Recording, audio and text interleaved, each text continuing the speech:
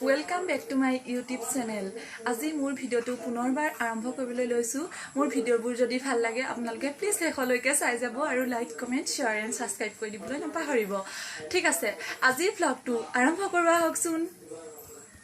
চাহ বনাই আছো আৰু ইফালে এখন মই কেৰাহী গৰম কৰি আছো। এতিয়া মই বেচন আৰু আটা অলপ সানি লৈছো। কেৰাহীখন গৰম হোৱাত মই অলপমান ৰিফাইন তেল দি দিম।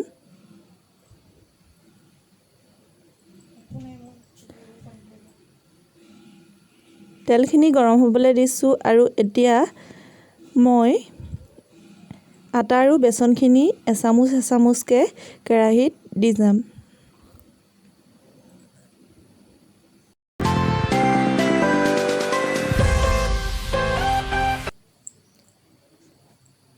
এতিয়া মই এচামুচকে তেলত দি যাম।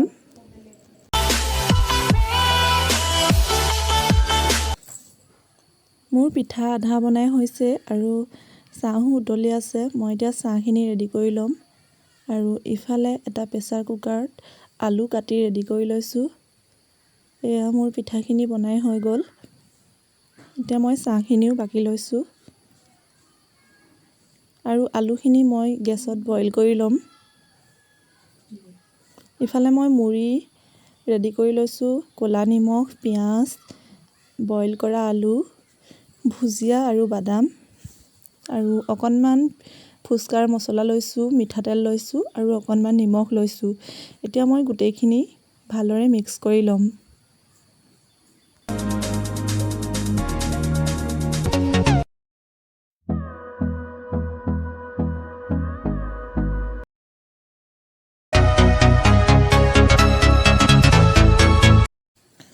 অলপকৈ গোটেইখিনি দি দিছোঁ।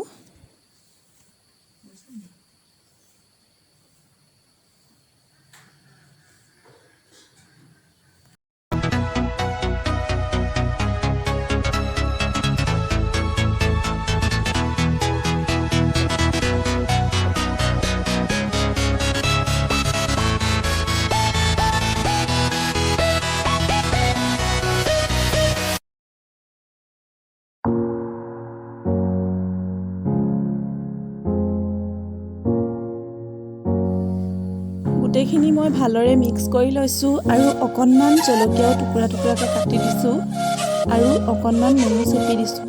নেমু চেপিলে খাবলৈ আলুমুড়িখিনি টেষ্টি হয়।